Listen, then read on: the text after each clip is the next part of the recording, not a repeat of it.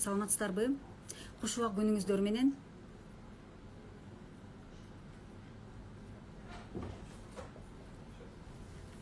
Бул Улуттук банктын түз эфири. Бизде салт болуп калгандай, биз жума сайын түз эфирге чыкканга аракет кылабыз жана сиздерди кызыктырган актуалдуу темалардан маалымат берүү аракетибиз. Негизи эле бүгүн сүйлөшө турган темабыз бул нак эмес акчалай төлөмдөр жана эсептешүүлөр. Баарыбыз күбө болгондой, автобустарда, коомдук транспортто, дүкөндөрдө көбүрөөк элибиз кагаз акча менен эмес, накталай котормолор менен, карталар менен төлөмдөрдү жүргүзүшүүдө. Бул тууралуу Кыргызстанда нак эмес төлөм боюнча абал кандай болду экен? Бул тууралуу кенен маалымат бермекчибиз. Сиздер түз эфирде өзүңүздөрдүн сурооңуздарды берип алсаңыздар болот. Эфирди мен Асель Акматалиева алып барам. Улуттук банктын коомчулук менен иш алып баруу бөлүмүнүн адиси болом. Азыр 1 мүнөттөн кийин бизге коногубуз түз эфирге чыкмакчы. Андыктан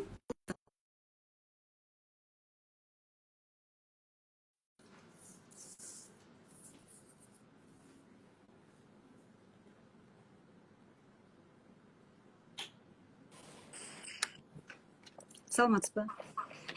Саламатсызбы, Асель?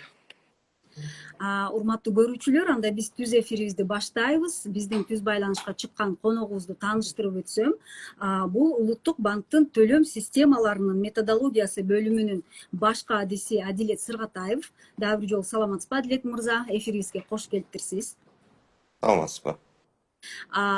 Негизи биз бүгүн темабызды дагы бир жолу айтып кетейин. Нак эмес төлөм жүргүзүүлөр жана эсептешүүлөр. Баарыбыз эле буга чейин дагы айтып кеттим ошо көрүүчүлөргө. Бүгүнкү күндө калк арасында кагаз акча эмес, нак эмес төлөмдөр абдан ири жайылууда, ошол эле дүкөндөрдө, коомдук транспортто көп эле көрүп жатабыз да. Анан ушул туурасында бир кенен маалымат берип кетсеңиз да, Кыргызстанда нак эмес төлөм боюнча абал кандай? Эгер бир 2-3 жыл менен салыштыра турган болсок, өсүш барбы? Рахмат. Бүгүнкү күндө Кыргыз Республикасында накталай эмес төлөмдөрдүн мындай активдүү өсүшү байкалып жатат. Ошол эле учурда накталай түрүндө төлөмдөр азайып атат. Мисалы ала турган болсок, мына банктык карталардын колдонуу менен операциялардын саны мына бул баягы накталай акча алуу операцияларынын саны 26% кыскарган, алым көлөмү 30% кыскарган да. Бул эмнени билдирет? Бул деген ушул биздин калкыбыз накталай акчаларды азыраак пайдалана баштаганынан кабар берет да. Буга эми бул накталай эмес төлөмдөрдү өнүктүрүүнүн, өстүрүүнүн бул деген негизги багыттары бул биздин мамлекеттик программанын алкагында иш алып барабыз. Биз мамлекеттик органдар менен биргеликте бул мамлекеттик программаны ишке ашыруунун алкагында ушул ар кандай иш чараларды жүргүзөбүз. Бул төлөм инфраструктурасын, ошол баягы банктык жабдууларды көбөйтүү, ар кандай баягы банктык кызматтардын жеткиликтүүлүгүн жогорулатуу жана башка ушундай иш чараларды биз мамлекеттик органдар менен, коммерциялык банктар менен жана ошондой эле жергиликтүү бийлик органдары менен чогуу иш алып барабыз. Жана ошол азыркы учурда бул статистика көрсөткөндөй, жарандар бул санарип төлөмдөрдү көбүрөөк пайдалана баштаганы азыркы учурда ушу байкалып жатат.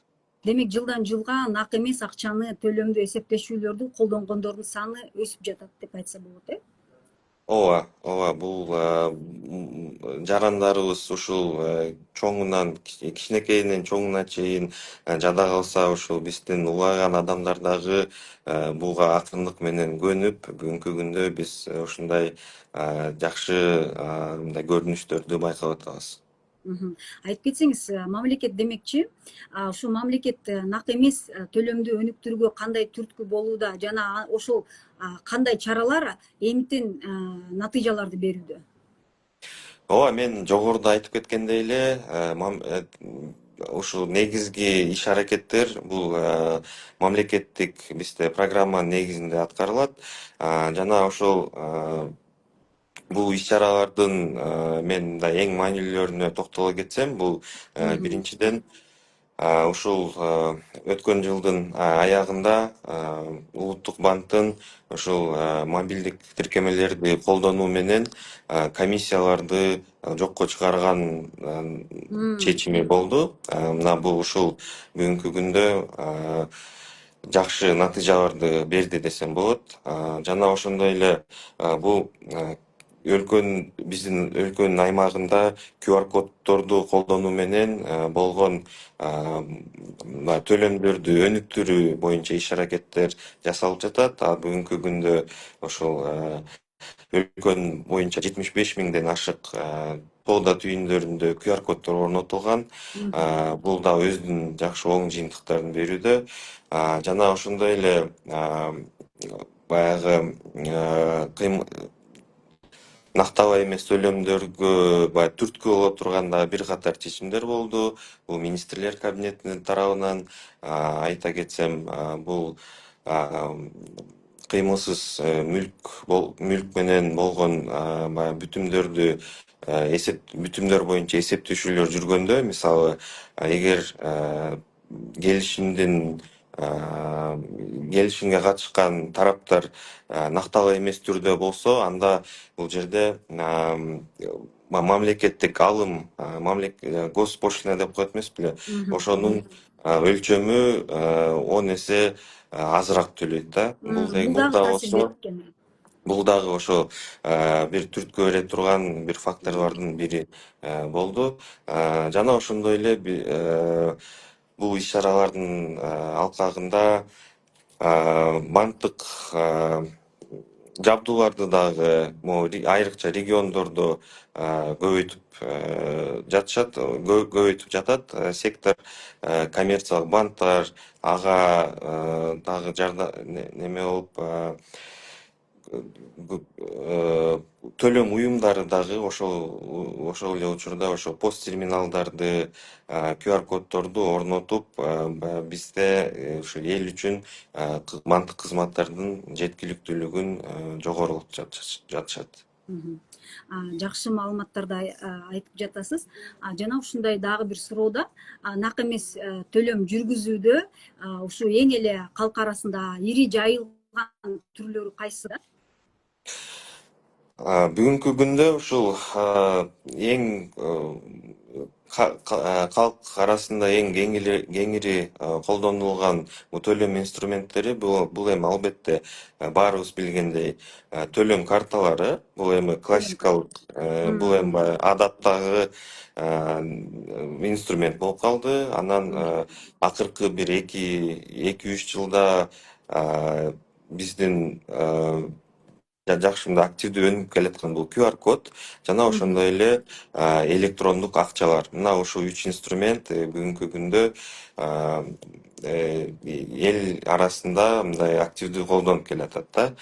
Мисалы ала турган болсок, QR код менен колдонуу менен төлөмдөр мына 2025 жылдын биринчи кварталында эле 126 миллион операция жүргөн, 206,7 миллиард сомго. Ошондой эле электрондук капчыктар дагы бул 3,2 миллион электрондук капчык катталган Кыргызстанда. Жана ошондой эле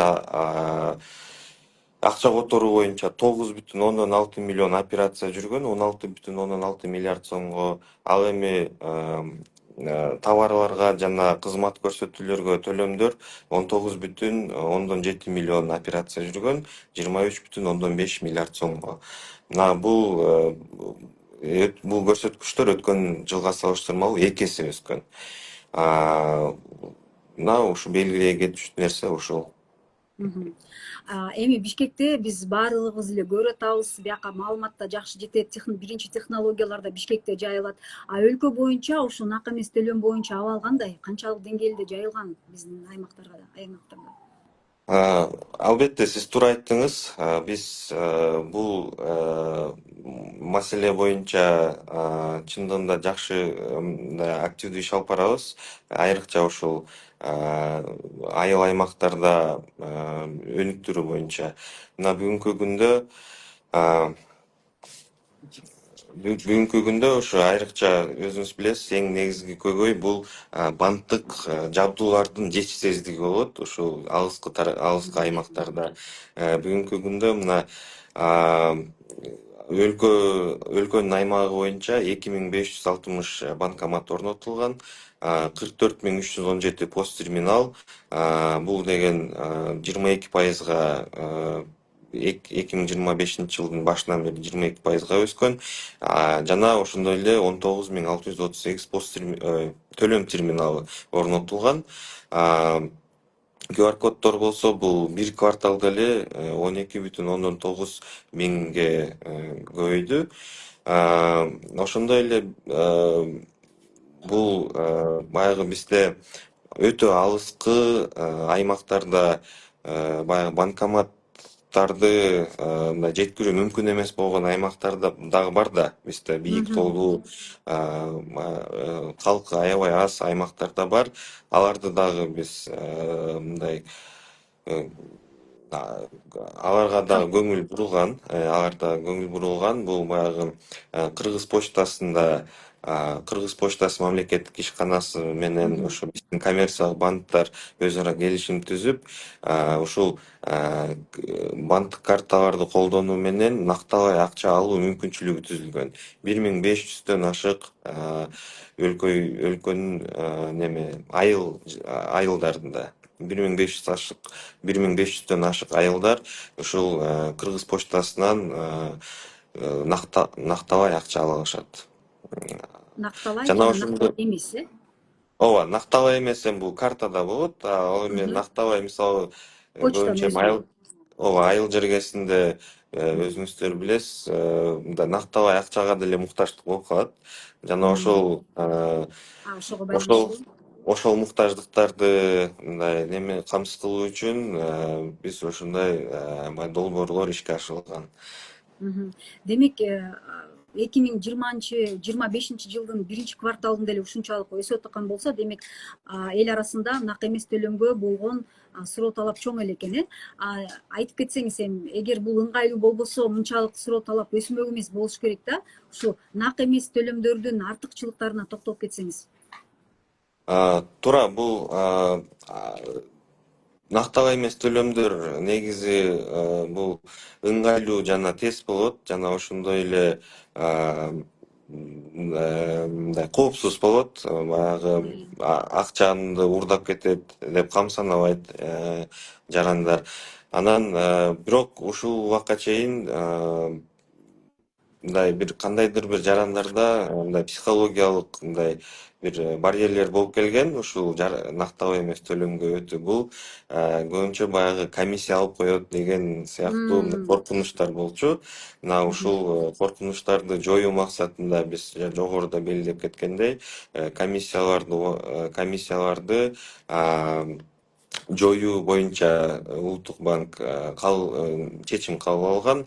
Жана биз ойлогондой эле ушул комиссияны алып салуу бул өтө чоң түрткү болду да.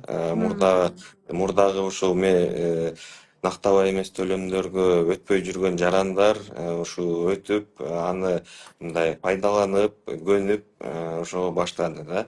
Анан ошол үчүн бул эми нактабай эмес төлөмдүн артыкчылыктары бул бизнес үчүн дагы абдан оңой. Анткени биринчиден баягы нактабай төлөм, нактабай акчаны мындай ташып, сактап, мындай ага көп каражат коротпойт.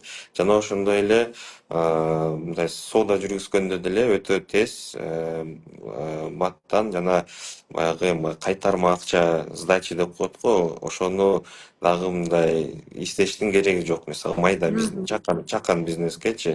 Мына ушунун баардыгы бул нактабай эмес төлөмдөрдүн артыкчылыктары болот да. Сиз коопсуз жагын дагы токтолуп кетким келет да.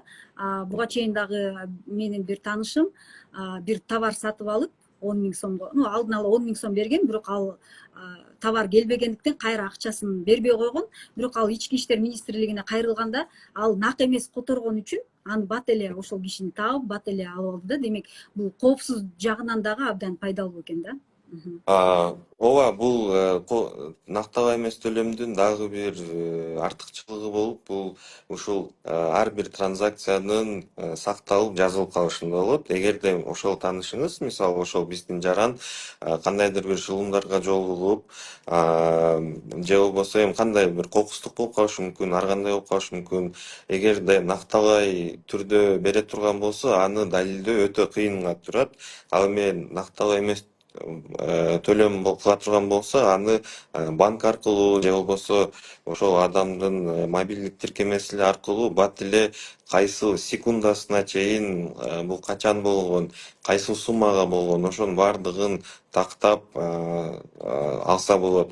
Ал эмес, биз өзүбүз дагы мындай кээде унутуп калабыз, мисалы качан которгонбуз, жакындарыбызга, досторубузга. Бул ушул баардык баягы тарыхтын баарынын сакталышы, бул өтө бир жакшы мындай коопсуздук бир чети, анан бир чети ыңгайлуулукка алып келет да. Түшүнүктүү. Ушул теманы улантып жатып, негизи эле нак эмес төлөм бул деген санариптештирүүнүн бир түрү. Жана негизи эле ошо санариптештирүү экономиканын ачыктыгына жана көмүскө экономиканын каршы күрөшүүгө орду кандай? Бул чындыгында экономиканын мындай ачыктыгына өтө чоң салым кошот. Бул эң бир негизги багыттардын бири десек да болот. Анткени ушу акча, финансы тармагы канчалык ачык болсо, ошончолук мамлекетке дагы оңой болот.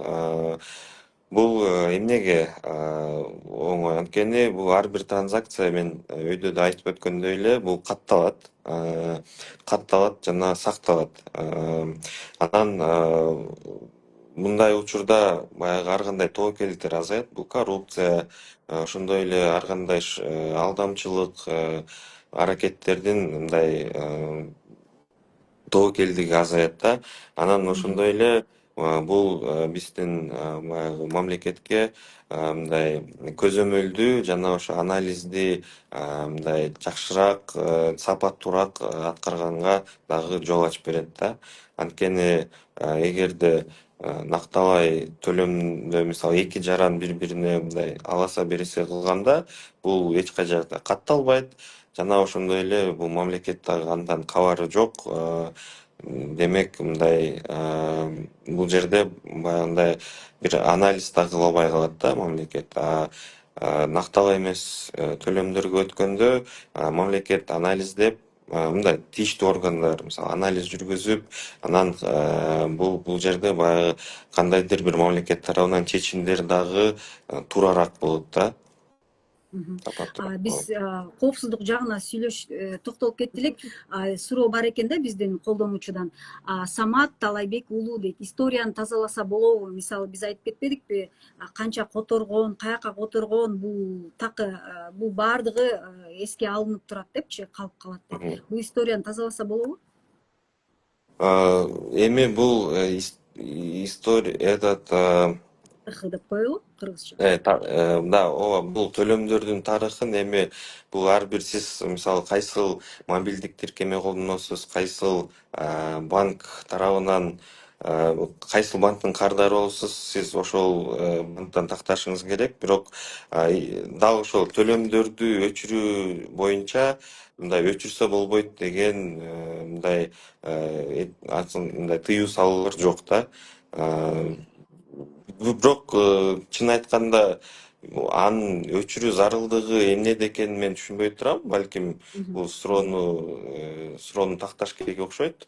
Анткени баягы Биз мисалы айтып атабыз тескерисинче, нак эмес төлөм учурунда тарых калат деп, демек бул тескерисинче бул өзгөчөлүк да. мисалы кредиттик тарыхты көп өчүрүп койгусу келет, ал түшүнүктүү. А бирок төлөмдөрдүн тарыхын өчүрүү канчалык түрдө мындай Туура талаштуу мындай маселе. кереги бар эми бул неме. Бирок мен ойлойм банктарга кайрылса бул маселени чечсе болот.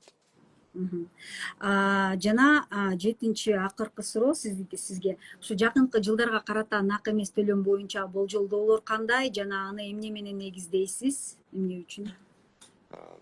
Жакынкы ушул жылдарга биз мамлекеттик программаны 2027 жылга чейин бул каралган. Азыркы учурда биз аны аткарууну улантуудабыз. Дагы бир аткара турган мындай иш-чаралар бар. Ошону биз аткарууну улантабыз. Жана биз ойлойбуз ушул көрүлүп жаткан чаралар дагы да болсо мындай накталаа эмес төлөмдөрдүн өсүшүн дагы улантып, жана бир оптималдуу бир деңгээлге жеткиребиз деген ойдобуз жакынкы арада. Түшүнүктүү. Азилет мырза, анда биз маегибизди расмий тилде улантсак, уважаемые наши подписчики, мы продолжаем наш прямой эфир на официальном языке.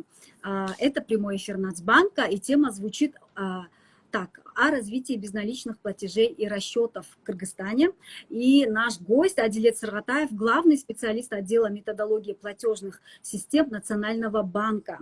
И первый вопрос: какая сейчас ситуация с безналичным расчетом в Кыргызстане, если учитывать, если сделать такой анализ ранее, да, вот 2-3 года назад тенденция растет или снижается?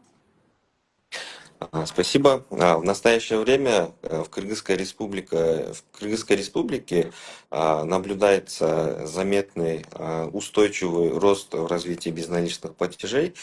Вот по итогам первого квартала 2025 года наблюдается существенное сокращение безналичных операций. В частности, вот операции с картами по снятию наличных денежных средств, вот количество снизилось на 26%, а объем снизился на 30%. Вот. И это вот эти показатели на сегодняшний день наглядно демонстрируют, что вот именно поведение потребителей, оно изменяется в пользу безналичных расчетов. На данный момент все эти результаты, они как раз таки связаны вот с реализацией государственной программы по увеличению доли безналичных платежей и расчетов. Вот, в рамках этой программы мы, Национальный банк, совместно с государственными органами местной власти, с коммерческими банками, они реализуют мероприятия по развитию безналичных платежей. Это относительно развития платежной инфраструктуры, особенно в регионах, также повышение доступности банковских услуг, безопасности и так далее. И вот как следует вот наши показатели, население постепенно переходит на безналичные платежи. У нас есть вопрос.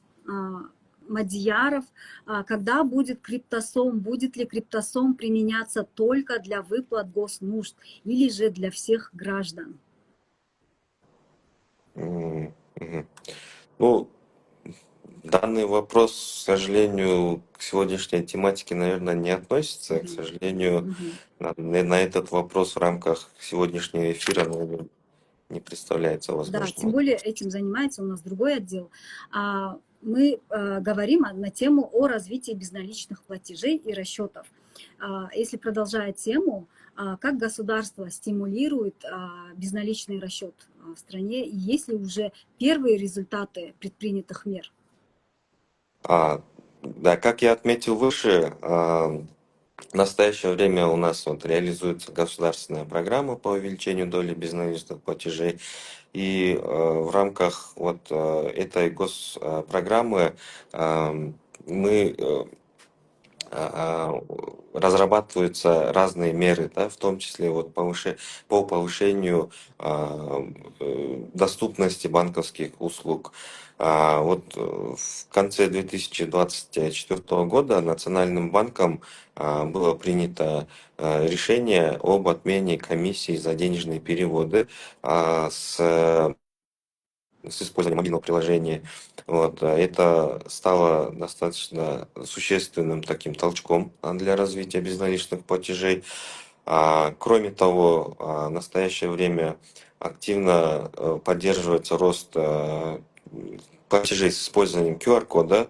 На данный момент на 1 июня 2025 года на территории Кыргызской Республики в торговых точках установлено более 75 тысяч QR-кодов. Также предусмотрены, да, различные меры, допустим, это льготы на государственные пошлины при безналичных Мгм. сделках с недвижимым имуществом, также это развитие платежной инфраструктуры, то есть увеличение банковского оборудования в регионах. Мгм. Какие виды безналичных расчетов распространены у нас среди населения больше всего? А, у нас на настоящее время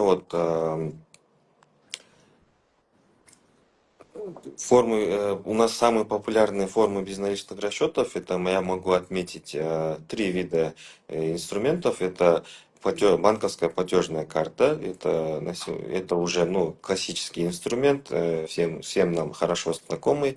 На сегодняшний день в обороте находится 9,8 миллионов единиц карт.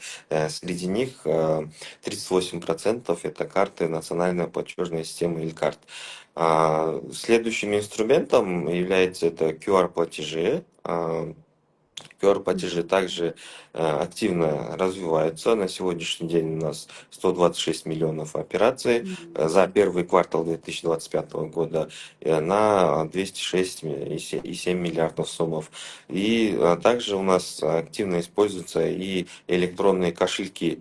На сегодняшний день количество электронных кошельков составляет 3,2 миллиона кошельков. Мгм. Расскажите, пожалуйста, вот ситуацию с безналичным расчетом в регионах страны, потому что Бишкек это все-таки столица, в крупных городах быстрее, да, развиваются технологии, новые методы, безналичный расчет, а как в регионах? А, развитию безналичных платежей в регионах мы уделяем особое внимание, потому что у нас есть как и труднодоступные, малонаселенные села, и наша задача как раз сделать доступными безналичные платежи для жителей каждого уголка страны. А, По данному направлению активно ведется оснащение банковским оборудованием населенных пунктов. На сегодняшний день установлено 2560 банкоматов и 44 317 посттерминалов и 19 638 платежных терминалов. Да?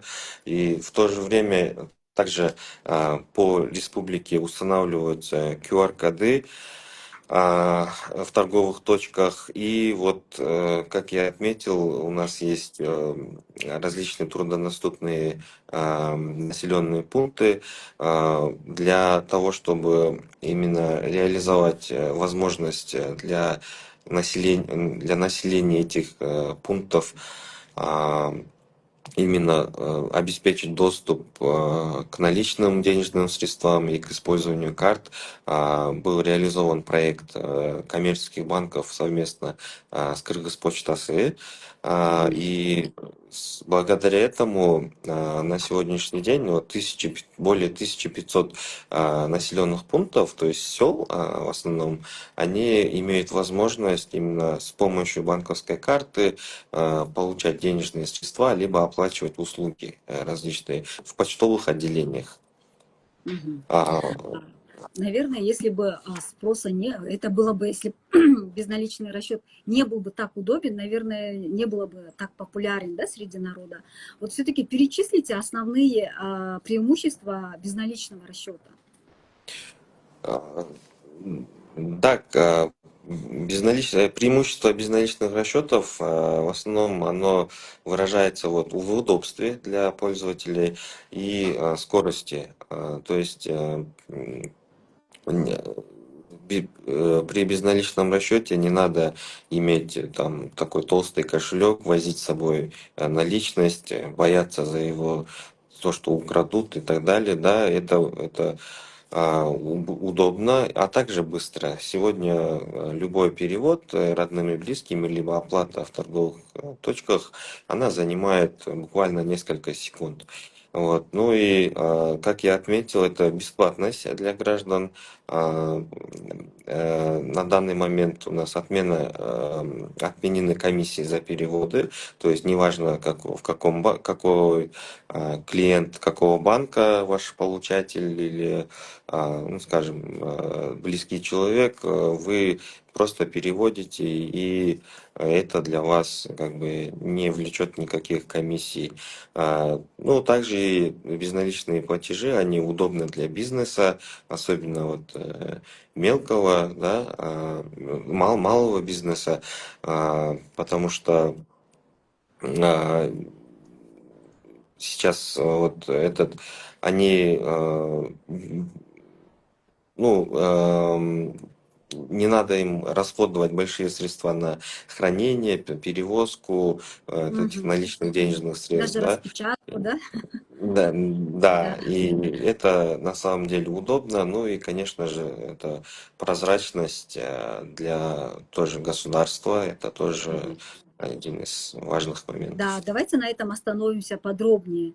А, Безналичный расчет– это один из видов, да, цифровизации. Это и есть цифровизация. Вот как цифровизация влияет на прозрачность экономики и борьбе с теневой экономикой? Да, это безналичные платежи, это, наверное, один из основных факторов вот, обеспечения прозрачности экономики, потому что, ну, финансы это, наверное, в экономике это играет главную роль. Почему безналичные платежи, они обеспечивают прозрачность? Потому что каждая транзакция в безналичных платежах, она фиксируется коммерческими банками, и в случае необходимости можно поднять и выяснить любую транзакцию. Да? Это Соответственно, растет вот возможности государства по именно каким-то анализу, да, денежных потоков, и, соответственно, снижаются риски коррупции, различных преступлений и так далее, да. Ну и, конечно же, вот это безналичные платежи, они открывают возможности для внедрения вот, автоматизации некоторых процессов и именно в части вот, фискальных вопросов. Мгм. У нас есть вопрос от подписчика. Добрый день. Сколько еще по времени будет мораторий на безналичные переводы другими банками? Да, спасибо. Очень актуальный вопрос. А, В настоящее время, согласно принятому постановлению, отмена комиссии действует до 31 декабря 2025 года, и, то есть до конца текущего года, и вопрос о продлении, соответственно, конечно, со стороны общественности, со стороны населения он тоже, наверное, будет. И, конечно же, Национальный банк, он примет решение с учетом вот, всех факторов, которые нам вот, позитивных, да, факторов.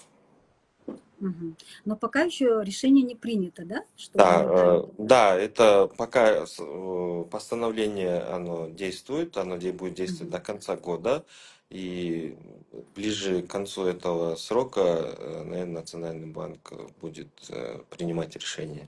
Мгм. И последний у меня к вам вопрос. Какие прогнозы вы можете дать о развитии платежной системы в Кыргызстане на ближайшие годы? А, Да, на ближайшие годы мы будем продолжать реализацию государственной программы безналичного по развитию безналичных платежей до 2027 года. И в рамках этой программы мы планируем достичь стремительного и устойчивого роста дальнейшего безналичных платежей. Будем также а, поддерживать и развивать наши, ну, так сказать, главные драйверы, да, это QR-коды, это мобильные приложения и так Мгм. далее, да, то есть мы думаем, что безналичные расчеты будут дальше развиваться, есть поле для роста, поэтому Национальный банк будет и дальше продолжать необходимые мероприятия. Я, наверное, завершу эфир комментарием, да, Нурсултана Намазбекулу, это который по как раз QR-коду задавал. Почему я спрашиваю, к чему я этот вопрос? Просто люди уже привыкли, если вдруг отменят, люди сразу не поймут. Вот. Ну, это чтобы вы учли, да, когда будете принимать новое решение. Да, На этом безусловно. мы Ага, на этом мы завершаем наш прямой эфир. Хочу напомнить, что с нами был Адилет Саргатаев, главный специалист отдела методологии платежных систем Национального банка. Спасибо, что вы приняли участие. А, Спасибо. ну, а, ну а мы обязательно сохраним этот эфир. До новых встреч. До свидания.